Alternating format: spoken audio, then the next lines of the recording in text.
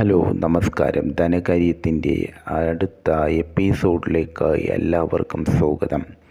ഇന്ന് നമ്മൾ നോക്കാൻ പോകുന്നത് US-ചൈന ട്രേഡ് വാറിനെ കുറിച്ചാണ്. അതായത് അമേരിക്കയ്ക്കെതിരെ ചൈന അവസാനമായി ഉപയോഗിക്കാൻ സാധ്യതയുള്ള ഫിനാൻഷ്യൽ വെപ്പൺ എന്താണ്, അതിൻ്റെ അനന്തരഫലങ്ങൾ എങ്ങനെ അഫക്റ്റ് ചെയ്യുമെന്നും അത് അമേരിക്കയ്ക്കും ആഗോള മാർക്കറ്റുകളിലും അതെങ്ങനെ പ്രതിഫലിക്കുമെന്നും നോക്കാവുന്നതാണ്. അമേരിക്കയിലേക്ക് ഏറ്റവും കൂടുതൽ കയറ്റുമതി ചെയ്യുന്ന രാജ്യങ്ങളിൽ ചൈന രണ്ടാം സ്ഥാനത്താണ്. അമേരിക്കയിലേക്ക് കയറ്റുമതി ചെയ്യുന്ന രണ്ടാമത്തെ വലിയ രാജ്യമാണ് ചൈന. മെക്സിക്കോ കഴിഞ്ഞാൽ ഏറ്റവും കൂടുതൽ അമേരിക്കയിലോട്ട് കയറ്റുമതി ചെയ്യുന്നത് ചൈനയിൽ നിന്നാണ്. അതുപോലെ അമേരിക്കയിൽ നിന്ന് കയറ്റുമതി ചെയ്യുന്ന മൂന്നാമത്തെ രാജ്യമാണ് ചൈന.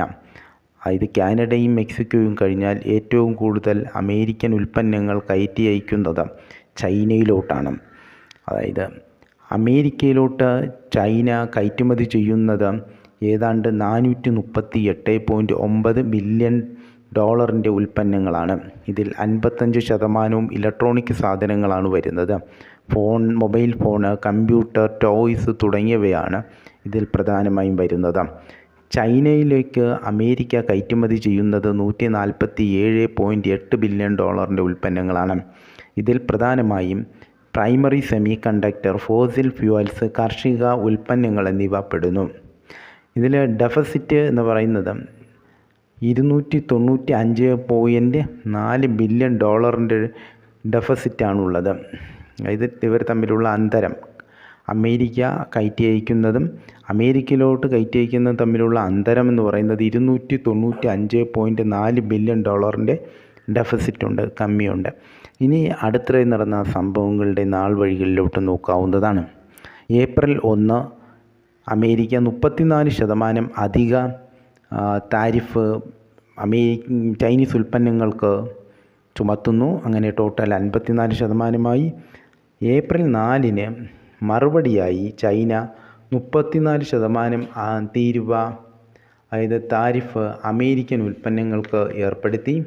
ഏപ്രിൽ 7 അമേരിക്ക 50% അധിക താരിഫ് ചൈനീസ് ഉൽപ്പന്നങ്ങൾക്ക് ഏർപ്പെടുത്തി. അങ്ങനെ 104%.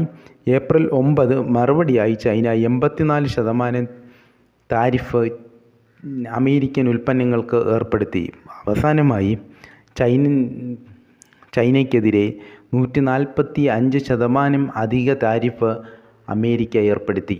ഇതിന് മറുപടിയായി ചൈന 125% താരിഫ് അമേരിക്കൻ ഉൽപ്പന്നങ്ങൾക്കും ഏർപ്പെടുത്തി.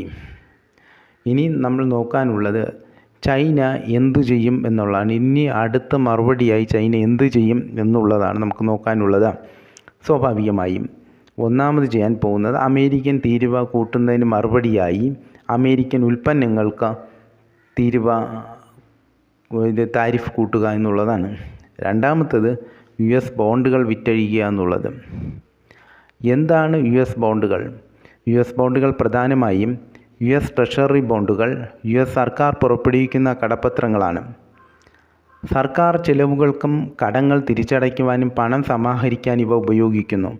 ഇതിൽ treasury bond, treasury notes, treasury bills എന്നിവ ഉൾപ്പെടുന്നു. ഇത് വ്യത്യസ്ത കാലാവധിയാണ്. ബോണ്ടുകൾക്ക് 10 മുതൽ 30 വർഷം കാലാവധിയും, നോട്ട്സുകൾക്ക് 2 മുതൽ 10 വർഷം കാലാവധിയും, ബില്ലുകൾ 1 വർഷത്തിന് താഴെയുമാണ്. ഇവ സുരക്ഷിത നിക്ഷേപമായി കണക്കാക്കപ്പെടുന്നു.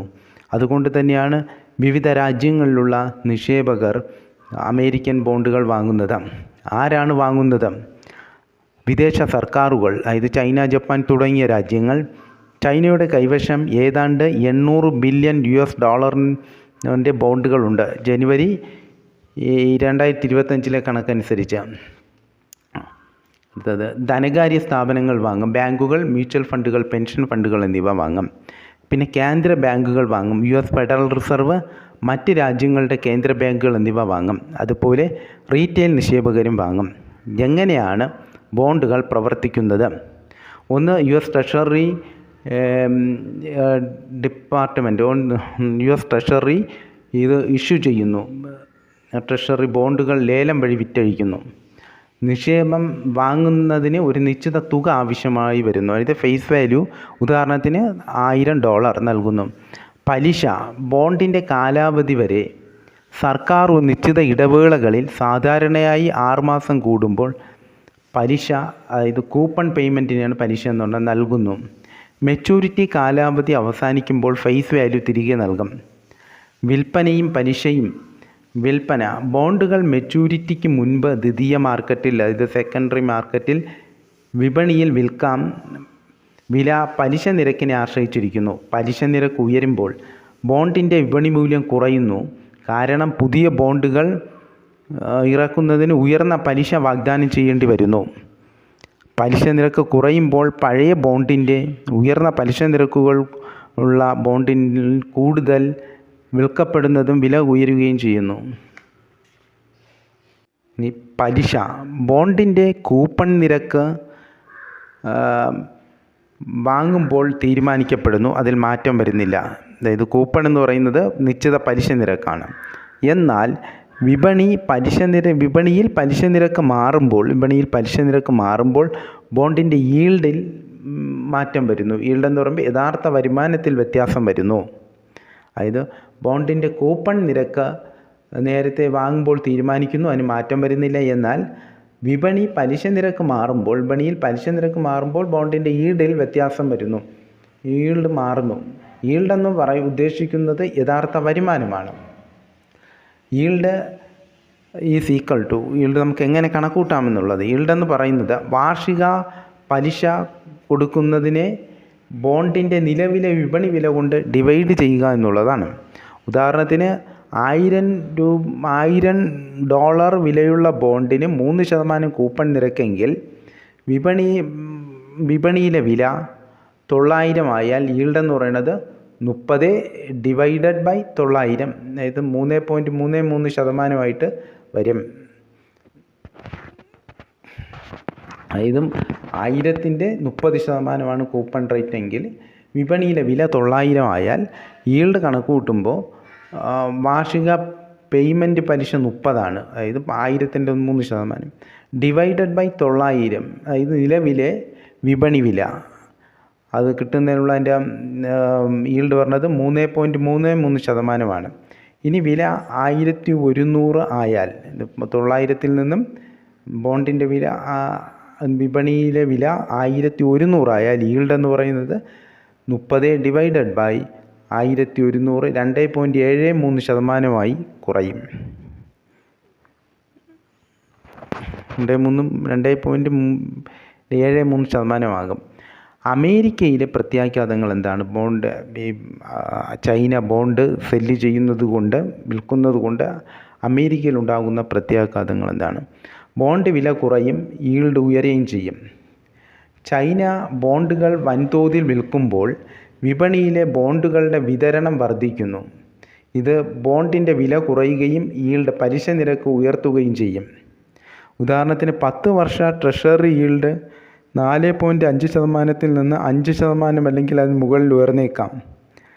ബോണ്ടിൻ്റെ വില കുറയുന്നു. ബോണ്ടിൻ്റെ വില കുറഞ്ഞാൽ സ്വാഭാവികമായി ഈൽഡ് ഉയരുകയാണ് ചെയ്യുന്നത്. ഈൽഡ് എന്ന് വെച്ചാൽ യഥാർത്ഥ വരുമാനം. അതായത് ചൈന ബോണ്ടുകൾ വൻതോതിൽ വിൽക്കുമ്പോൾ വിപണിയിൽ ബോണ്ടുകളുടെ വിതരണം വർദ്ധിക്കുന്നു. ഇത് ബോണ്ടിൻ്റെ വില കുറയ്ക്കുകയും ഈൽഡ് പലിശ നിരക്ക് ഉയർത്തുകയും ചെയ്യുന്നു. ഉദാഹരണത്തിന് 10 വർഷം ട്രഷറി ഈൽഡ് 4.5-ൽ നിന്ന് 5% അതിന് മുകളിലോ ഉയർന്നേക്കാം. ഉയർന്ന ഈൽഡ് US സർക്കാരിൻ്റെ കടമെടുക്കൽ ചിലവ് വർദ്ധിപ്പിക്കുന്നു. ഈൽഡ് ഉയർന്നു വരുന്നത് സർക്കാരിന് കൂടുതൽ കടമെടുക്കേണ്ടി വരുന്നതിൻ്റെ ചിലവ് വർദ്ധിപ്പിക്കുകയും ചെയ്യുന്നു. പലിശ നിരക്ക് വർധനവ് അടുത്തതായിട്ട് വരാൻ പോണത്. ബോണ്ട് ഈൽഡ് ഉയരുന്നത് ഫെഡറൽ റിസർവിൻ്റെ നിയന്ത്രണത്തിനപ്പുറം എത്തുന്നു. പലിശ നിരക്ക് വർധനവിലോട്ട് പോകുന്നു. അതായത് പലിശ നിരക്ക് വർധന ബോണ്ട് ഈൽഡ് ഉയരുന്നത് ഫെഡറൽ റിസർവിൻ്റെ നിയന്ത്രണത്തിനപ്പുറം എത്തുന്നു.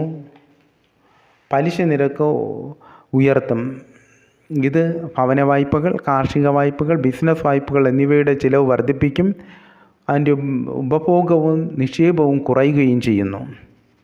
അതായത് പലിശ നിരക്ക് വർധന വരുമ്പോൾ ബോണ്ട് ഈൽഡ് ഉയരുന്നത് ഫെഡറൽ റിസർവിൻ്റെ നിയന്ത്രണത്തിനുമപ്പുറം മൊത്തത്തിലുള്ള പലിശ നിരക്കിൻ്റെ ഉയർച്ചയിലോട്ടെത്തും. ഇത് ഭവന വായ്പകളും കാർഷിക വായ്പകൾ, ബിസിനസ് വായ്പകൾ എന്നിവയുടെ ചിലവ് വർദ്ധിപ്പിക്കുന്നു.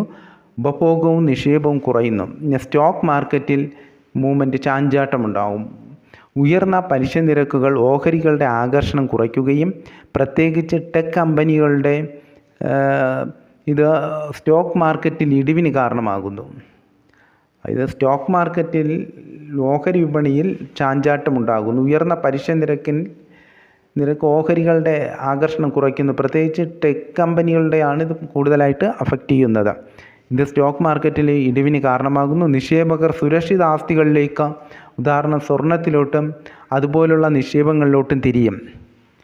പണപ്പെരുപ്പവും ഡോളറിൻ്റെ മൂല്യവും ഒരു പ്രധാന ഘടകമാണ്. ഹ്രസ്വകാലത്തിൽ ബോണ്ട് വിൽപ്പന ഡോളറിനെ ദുർബലപ്പെടുത്തിയേക്കും. കാരണം US ആസ്തികളോടുള്ള ആവശ്യം കുറയും. പണപ്പെരുപ്പം വർദ്ധിച്ചേക്കും. കാരണം കടമെടുക്കൽ ചിലവ് ഉയരുന്നത് ഉൽപ്പാദന ചിലവുകൾ വർദ്ധിക്കാനും ഇടയാക്കും. പണപ്പെരുപ്പവും ഡോളറിൻ്റെ മൂല്യവും തമ്മിലുള്ള ഇത് അഫക്റ്റ് ചെയ്യുന്നുണ്ട് ബോണ്ട് വിൽപ്പന. ഹ്രസ്വകാലത്തിൽ ബോണ്ട് വിൽപ്പന ഡോളറിനെ ദുർബലപ്പെടുത്തിയേക്കും. കാരണം US ആസ്തികളോടുള്ള ആവശ്യം കുറയും. പലരും ഈ സമയത്ത് വിൽപ്പന സമ്മർദ്ദത്തിലോട്ട് പോകും ബോണ്ടുകൾ. അപ്പോൾ അധിക പണം കണ്ടെത്തേണ്ടതായിട്ട് വരും. പണപ്പെരുപ്പം വർദ്ധിച്ചേക്കും സ്വാഭാവികമായിട്ടും. കാരണം കടമെടുക്കുന്ന ചിലവ് ഉയരുന്നത് ഉൽപ്പാദന ചിലവ് വർദ്ധിപ്പിക്കാൻ കാരണമാകും. അമേരിക്കയുടെ വിശ്വസ്തതയെ ചോദ്യം ചെയ്യപ്പെടും. US ബോണ്ടുകൾ സുരക്ഷിത ആസ്തിയായി കണക്കാക്കപ്പെടുന്നു. ചൈനയുടെ വൻ വിൽപ്പന US കടത്തിൻ്റെ വിശ്വസ്തതയെ ചോദ്യം ചെയ്യപ്പെടുകയും ഇത് മറ്റു നിക്ഷേപകരെ പിൻവലിക്കാൻ പ്രേരിപ്പിക്കുകയും ചെയ്യുന്നു. വിശ്വസ്തതയെ ചോദ്യം ചെയ്യപ്പെടുന്നു എന്നുള്ളൊരു പ്രത്യേകത വരും, ഒരു ഇമ്പാക്റ്റ് വരുന്നു. US ബോണ്ടുകൾ സുരക്ഷിത ആസ്തിയായാണ് പലരും നിക്ഷേപിക്കുന്നത്. ചൈനയുടെ വൻ തോതിലുള്ള വിൽപ്പന കടത്തിൻ്റെ വിശ്വസ്തതയെ ചോദ്യം ചെയ്യപ്പെട്ടേക്കും. ഇത് മറ്റു നിക്ഷേപകരെയും ബോണ്ടുകൾ പിൻവലിക്കാൻ പ്രേരിപ്പിക്കുകയും ചെയ്യുന്നു. ഇനി ആഗോളതലത്തിലുള്ള പ്രത്യാഘാതങ്ങൾ എന്തൊക്കെയാണെന്ന് നോക്കാവുന്നതാണ്. ആഗോള ബോണ്ട് മാർക്കറ്റിനെയും ഇത് ബാധിക്കും. US ട്രഷറികൾ ആഗോള ധനകാര്യ വ്യവസ്ഥയുടെ അടിത്തറയാണ്. അവയുടെ വിലയിൽ വലിയ ഇടിവ് മറ്റ് രാജ്യങ്ങളുടെ ബോണ്ട് മാർക്കറ്റുകളെയും അസ്ഥിരമാക്കിയേക്കും. US ട്രഷറികൾ ആഗോള ധനകാര്യ വ്യവസ്ഥയുടെ അടിത്തറയായാണ് കണക്കൂട്ടുന്നത്. ഇവയുടെ വിലയിലുള്ള വലിയ ഇടിവ് മറ്റ് രാജ്യങ്ങളുടെ ബോണ്ട് മാർക്കറ്റുകളെയും അസ്ഥിരമാക്കിയേക്കും. വിനിമയ നിരക്കിലുള്ള ചാഞ്ചാട്ടങ്ങൾ, വിനിമയ നിരക്കിലുള്ള ഫ്ലക്ച്വേഷനുകൾ. ചൈന ബോണ്ടുകൾ വിറ്റ് യുവാൻ ശക്തിപ്പെടുത്തിയാൽ മറ്റ് കറൻസികൾ യൂറോ, യെൻ തുടങ്ങിയവ ഡോളറിനെതിരെ ദുർബലമായേക്കാം. ഇത് വികസ്വര അതായത് വിനിമയ നിരക്ക് ചാഞ്ചാട്ടങ്ങൾ. ചൈന ബോണ്ട് വിറ്റ് യുവാൻ ശക്തിപ്പെടുത്തിയാൽ മറ്റ് കറൻസികൾ യെൻ, യൂറോ തുടങ്ങിയ പോലുള്ള കറൻസികൾ ഡോളറിനെതിരെ ദുർബലമാകാം. ഇത് വികസ്വര രാജ്യങ്ങളുടെ കടക്കെണിയെ കൂടുതൽ വഷളാക്കാം. കാരണം അവയുടെ കടങ്ങൾ ഡോളറിലാണ്. അതായത് ഈ വിനിമയ നിരക്ക് ചാഞ്ചാട്ടം വരുന്നു. ചൈന ബോണ്ടുകൾ വിറ്റ് യുവാൻ ശക്തമായാൽ മറ്റ് കറൻസികളെ അത് ബാധിക്കുകയും ചെയ്യുന്നു. ഡോളറിനെതിരെ മറ്റ് കറൻസികൾ ദുർബലമാവുകയും വികസ്വര രാജ്യങ്ങളുടെ കടക്കെണിയെ കൂടുതൽ വഷളാക്കുകയും അവയുടെ കടങ്ങൾ ഡോളറിലാണ്. അതാണ് ഇതിന് കാരണം. വ്യാപാരവും സമ്പദ് വ്യവസ്ഥയും. പലിശ നിരക്ക് ഉയർന്നാൽ ആഗോള ഉപഭോഗവും നിക്ഷേപവും കുറയാം. ഇത് എല്ലാ രാജ്യങ്ങളുടെയും സാമ്പത്തിക വളർച്ചയെ ബാധിക്കും. US പലിശ നിരക്ക് ഉയർന്നാൽ ആഗോള ഉപഭോഗവും നിക്ഷേപവും കുറയാം. ഇത് എല്ലാ രാജ്യങ്ങളുടെയും സാമ്പത്തിക വളർച്ചയെ ബാധിക്കുകയും ചെയ്യും. ജിയോ പൊളിറ്റിക്കൽ സംഘർഷങ്ങൾ. അതായത് ബോണ്ട് വിറ്റഴിക്കൽ ഒരു സാമ്പത്തിക ആയുധമായി കാണപ്പെടാം. ഇത് US ചൈന ബന്ധം വഷളാക്കുകയും വ്യാപാര യുദ്ധത്തെ കൂടുതൽ തീക്ഷ്ണമാക്കുകയും ചെയ്യുന്നു. ഇത് ജിയോ പൊളിറ്റിക്കൽ പിരിമുറുക്കങ്ങൾ അല്ലെങ്കിൽ സംഘർഷങ്ങൾ ഉണ്ടാക്കുന്നു. ഇത് ബോണ്ട് വിറ്റഴിക്കൽ ഒരു സാമ്പത്തിക ആയുധമായി കണക്കാക്കപ്പെടാം. ഇത് US ചൈന ബന്ധം കൂടുതൽ വഷളാക്കുകയും അത് വ്യാപാര യുദ്ധത്തിൻ്റെ കൂടുതൽ തീവ്രതയിലേക്ക് കൊണ്ടുപോവുകയും ചെയ്യും.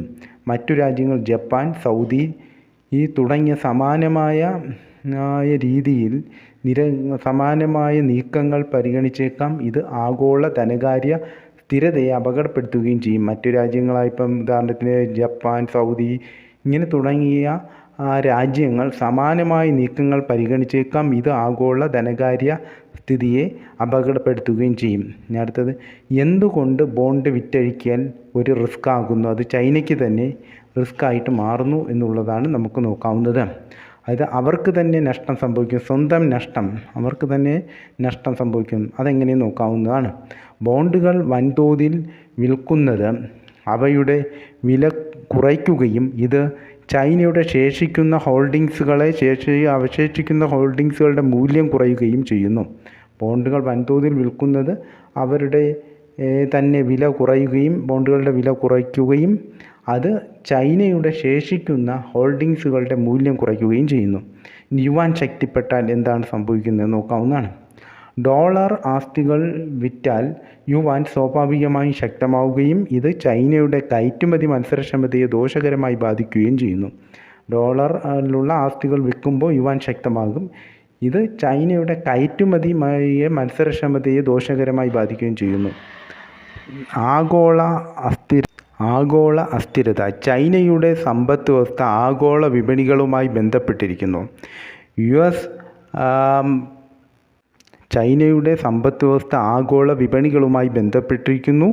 ഇത് US മാർക്കറ്റുകളിൽ തകർച്ച വന്നാൽ ചൈനയുടെ വളർച്ചയെയും ഇത് ബാധിക്കുന്നതാണ്.